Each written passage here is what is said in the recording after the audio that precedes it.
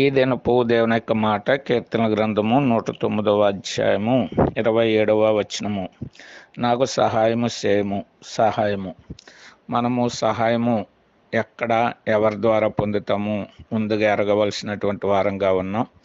భక్తుడు ఎవరి ద్వారా సహాయము కలుగుతుంది ఎరిగినాడు కాబట్టి నాకు సహాయం చేయమని అడుగుతున్నాడు.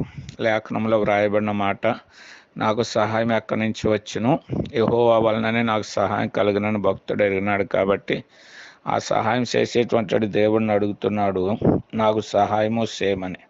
కాబట్టి భక్తుడు దేవుణ్ణి అడిగినాడు, సహాయం పొందినటువంటి వాడుగా ఉన్నాడు. మనము కూడా ఈ సత్యాన్ని ఎరిగినటువంటి వారమే. మనం ఏ సహాయము కావాలనుకున్నప్పుడు కూడా అన్ని విషయాల్లో కూడా మనకు సహాయం చేసి మన అవసరతలు తీర్చేటువంటి ఆ దేవుని దగ్గర మనం అడగగలిగితే ఆ సహాయం మనం కూడా పొందుతాం. ఆ రీతిగా దేవుడిని అడిగి ప్రతి విధమైన సహాయము పొందుదుముగాక.